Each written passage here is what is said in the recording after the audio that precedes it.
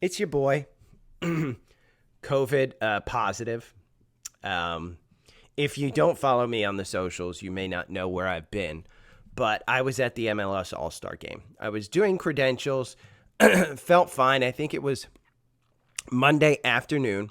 I started getting a headache, and so I took some aspirin. I think it was around 4 o'clock. I got off work about 5 o'clock. So I get off work, I take some aspirin, I go to dinner with my coworker, and we sat across from each other on at dinner, not too close, but I still felt a little like run down, and I just figured, your boy doesn't work, your boy doesn't have a job. So these like gigs where I go on MLS, a real 9 to 5 job just exhausts me. So Monday night, I started feeling a little bit bad in the hotel, and I was like, okay, let me take a sleeping pill. And I took a sleeping pill. It's just one of those over-the-counter sleeping pills. It's like the drowsiness thing in NyQuil, and that's all it is. CVS sells them over the counter, and it's super easy to get, and they tend to work for me if I ever have trouble sleeping. I don't use them a lot, maybe once every like 3-4 months, but I was feeling run down, and I said, I better sleep because I got a big day tomorrow. It was going to be like 9 to about probably 10 o'clock because the skills challenge was going on. About 2:30 in the morning, I started sweating, and I said, this isn't right. So I texted my boss at 2:30. I said, listen, I'm not going to go at 9 o'clock. I'm going to take a COVID test. Walked down the street at 9 o'clock, got to CVS. Now, here's the other thing. I asked my insurance company, which is Obamacare, healthcare.gov, Oscar Insurance, and is it covered? And they said, no, it's not covered. CVS was going to charge me $180 for a COVID test versus the over-the-counter COVID test was $10. Which one do you think your boy took? So I went and got the COVID test. Turns out it was positive. I officially apologized to everybody I rode the train with. There were people like, just running away from me on the train. I definitely looked ill. I'll include the picture in the newsletter, so sign up for the newsletter if you want to see the picture of me with my mask on the train. I didn't cough. I should say this. I didn't sneeze the entire time, but I did cough. But I coughed into my mask. It wasn't an N95 mask. I didn't have one, unfortunately. It was one of those blue masks. So, but I did have COVID. And then I got home, and I know I said I was going to do a newsletter yesterday. Your boy was riddled with 101, 102 fever. So I didn't do the newsletter. My apologies. But you know what? Most of you people don't even pay for it, so it's okay. If you want to pay for it, I did lose out on some income. You could help me out a little. But let's talk about the markets, and I'm just going to keep this super, super quick. SPY is still in a buy, but it's oversold. So if we look at SPY on the algorithm, we're still in that buy down here from $411 back in May. We still have confirmation on the 4-hour. It's still going up, but the RSI is at 77. Now, if we move this to a weekly, this has been probably the best look at SPY, and we're at 75. I mean, we're officially oversold. Anything over 70 on the RSI is actually oversold. So be careful in this market. I got out of my TQQQ because you can see QQQQ is oversold as well. I just figured I'd lock in profits. This was a trade that I was going to hold on to until the end of July. It might be a better trade to hold it on until the end of July. Schwab. Schwab is a great example. People were asking me, should I get out of Schwab before earnings? I said, I can't answer that question. That's a you question. If you want to hold through earnings, then fine.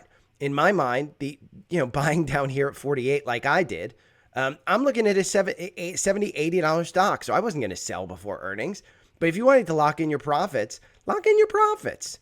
I'm not going to tell you what to do. That's a completely, when you buy here down at 48, you absolutely 100% should know what you're going to do. There's no, hey, at 48 and I'm up here at 60, let me write to Gary and ask him, what should I do? No. That's the Jim Cramer method. And we are not bashing Jim Cramer this month because he lost his dog Marley a couple days ago. And as someone who's lost a dog, I can't bash someone who just lost their dog. It's too emotional a thing. But at 48, you should tell yourself, if I get to 55, I'm going to sell. If I make my 20%, I'm going to sell. If I get to 60, I'm going to sell. My personal opinion, I'm holding long term, but if I get up to 100%, I'll sell it. I'll sell it long term for capital gains reason. That's why. So you should absolutely know what you're going to do. I am still riddled with fever, so I'm going to go out of order here. Later Dude on Spotify, he wrote to me. And Later Dude, I can't respond to you on Spotify. So if you want a response, join the Facebook group, join Instagram, hit me up on YouTube. I can reply on any of the other social platforms, but I can't on Spotify. They just don't allow me to. Here's my thoughts on Shopify. I think anything in the 60s, you're fine. I think it's a $75 stock by the end of the year. If we look at a long term on this one, here, the 4 hour, you got gaps all the way down here. Are you going back down to 48? No, it's too strong of a business. You got earnings coming up on August 2nd. But if you look at a weekly on this one, we're not even at the 200 day. So I think you're a $70 stock by the end of the year. It might be 80, might cross over the 200 day. I think it's fine. I think it's a great business. I think they cut their cost out of the business by basically not, contracting the fulfillment. Unlike Amazon, they're just not going to do fulfillment. They're just going to do the bread and butter of what they do well, which is hosting sellers. It's a really good opportunity. So I personally own this one. I've been dollar cost averaging down. I own this one somewhere in this neighborhood of about 70. I think with my dollar cost averaging, I'm probably down in the 60s. I haven't taken a look at it, but it is a 5-figure position for me because I do believe that this is a very well-run company. So I like that one. I think Later Dude, you asked me about energy as well, and I think I answered that on previous podcasts. But PXD, I like PXD in the energy space. I like Devon in the energy space. Anything with a really big dividend, I like in the energy space. There were 3 golden crosses that Carter Worth outlined last night. I'm not going to go over them on the podcast here. I'll put them in the newsletter. I don't think anything is really of worth buying. BlackRock might be the only one. Let's talk about the elephant in the room. I bought Netflix because of the TrendSpider algorithm saying, hey, buy it. And then when earnings comes around, you sell it on that day. I bought it around here around 4:30. In pre-market, you're at 446. I'm going to buy more. I'm just going to buy more. I'm changing my trade. So I'm going to buy more because I believe that this stock is going to continue to go up. The weekly, you're still 57% away from your all-time high. Now, mind you, that was COVID, November 2021. That was the high. It was extremely stressed. But you're still only hovering around the 200-day. I think it's an opportunity to get a stock at a really low cost. Here's what you have to realize. With the writers and actors striking, Netflix may be affected by their bread and butter U.S. market. They're going to go with Squid Games type of stuff. They're going to go with Money Heist type of stuff. They're going to do producing outside the U.S. If you didn't know, by the way, there is new AI that Netflix is imposing right now, which if you watch Squid Games, the annoying part is the lips never match. The overdubbing of the language is pretty good with the actors. It's overhyped, but I think that's normal. But Netflix will do the lips to actually use English language. So I like it. Are you giving up your Netflix? No. I mean, some people may, but they got rid of the $9.99 tier. What they said is they gained 6 million new customers here in the U.S. mostly from the password crackdown, and most of that revenue will be recognized in the second half of this year. So the revenue which missed, it's going to blow it away next time. Why are people selling it? The reason is they're just taking their profits. They're going to buy it at a lower price, they believe. So what did they get it down to? They got it down to about high 430s. It's at 447 now. I'm going to buy it 445. I'll put that in. 445. That's my thought on that one. Not too much to really talk about. Tesla earnings, right in line. I'll be buying a new Tesla car probably in the next 2 months. And the reason being, they will allow one time me to transfer my full self-driving from my Model 3 to the new Model Y, which I will get. I have the money. I need a new car. It's probably a pretty good idea for me to get it. So that's my thing. Tesla, I think it probably dips down towards this 240 mark. At some point in time, it is oversold. It's at 67 on the RSI. The MACD is up there. There's no catalyst on this one that's going to move it significantly higher. It's going to go down a little bit. So my belief is that we probably continue this this move down here. Not up. I think it's a $300 stock at some point in time this year. They talked about licensing the full self-driving to an OEM, which would be huge. So I want to go over financials that I own because financials did actually report, and I own a couple of them. One of them, Bank of America. I said buy it under 30. Here at $28.94, my average purchase price is somewhere near $29.20, somewhere in that. I'm up. I think financials in the second half of this year are good. What else do I own? Let me see. I'm just scrolling down. Morgan Stanley. It's a $110 stock. You're just over your 200-day. Oh, excuse me. The CEO said they bottomed out a couple months ago here down at 82. I believe him. It's $93. Let's see. Do I own another financial? Sedge, Square. I own FinTech. Wells Fargo. Bought this under 40. I mean, this was under 40 just less than a month ago, and you're at 46. So, it's above the 200-day. It's a $50 stock. I bought a bunch. I think my average purchase price is like $39.50 or something. It got all the way down here to 37.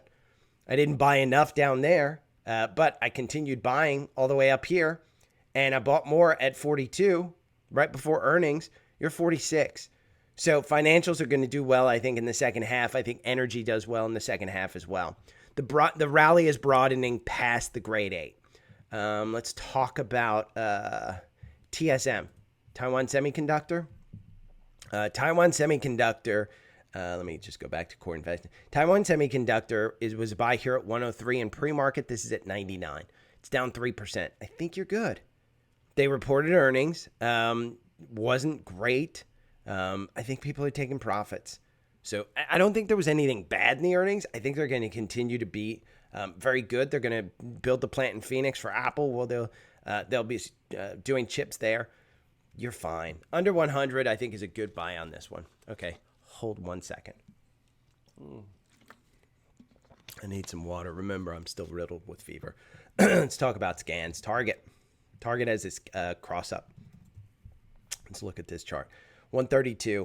I think you're fine at 132. Are you going down to 111? You could. Their earnings are coming up later. Devon Energy. Devon, my average purchase price, I think, is around 48 or so. Yeah, I think it'll be a $55 stock by the end of the year. Here's what you have to know about the long term of Devon. We're not even close to the 200-day. The 200-day is at 36. So if you think energy is going to continue to go down, Devon's probably not a great pick. I think you're fine with Devon. Pepsi, PEP, I think you get Pepsi under 180. It's at 186. This is just buy and hold. If you like drinking Pepsi, any of those sugary drinks, get Pepsi. PANW has a cross up. And by the way, if you have TrendSpider, do the scans. I mean, I'm going over this for all the people who don't have TrendSpider, but if you have TrendSpider, you can do this without me. I provide you all these tools. PANW, I own it. I own a bunch of it. 248. I think you're fine. It's expensive, but I own a bunch. I think my average purchase price around 180. Boyle finally has a buy. Boyle has been going up the past couple of days. $61. You're at 61, 64.48. It's up 5% today. And speaking of Boyle, I'll put this in the newsletter. LNG. Remember when I told you to buy LNG down here at 141? I thought anything under 150 was a great buy. So keep on adding it on the way down. You're 157. It's going up here to fill this gap up to 164. Should you buy it? Probably not. It's probably run a little bit. But LNG. UVXY finally has a cross up. It's been a dying breed. I mean, the VIX is just, let's see, what's the VIX at? The VIX at 13. It's up 1%. I don't know that I'd buy this one. You know, if we want to play it, I just think there's better plays. Procter & Gamble PG, Cisco, WBD, which is Warner Brothers, has a cross up. I don't know how this one crossed up. 1329 with Netflix coming out so strong. I mean, Warner Brothers is going to continue to go down. I think this one, you probably wait till it gets to the 11. I think at some point in time, it gets down to 11. Comcast, ROST stores, and Lumina, BK, and MetLife. Those are the cross-ups. Your boy is going to go back to bed. I'm going to do the newsletter. I'm going to put the video back on YouTube, but I am going to go back to bed. It's a short one today. I will probably be on tomorrow. If you have any questions, hit me up on the socials. If you want TrendSpider or you want anything, it is Linktree /daily stock pick. And that comes up with this page, and you can get 25% off TrendSpider, $20 off your first month phone bill. The one that I really like, and I can't believe more people aren't doing it, is Webull. I have Webull. This third link down, if you're not getting free stocks, I put $1,000 into Webull. You can put $100 or $200 or $300 into Webull. You get free stocks. Throw money in there. I mean, it's just crazy how they give you free stocks. And I actually like the app. I've been using the app to trade some of the stuff. I have $1,000 in there. Let me look at my Webull account right now. I'll tell you how much I'm up. Let's see. I'm going to copy my referral link, and I'm going to put it in the chat here. Why not? You people need to, there you go. There's the link to get Webull. Let's see how much I've got. I'm at $1,240. I put $1,000 in there at the beginning of the year. $1,240. Not a bad gig. And they gave me a bunch of free stocks. But if you want the newsletter, it's down here, Substack. Gift me with Venmo, PayPal, Cash App. All the socials are up here. You can go to any space. You can email me if you don't have any of the socials. So, okay, I am going back to bed. Take care. Sorry I took so much time off, but tomorrow's probably going to be a quick one too. I'm going to take the weekend and sober up, as they say. So, okay, take care. See ya.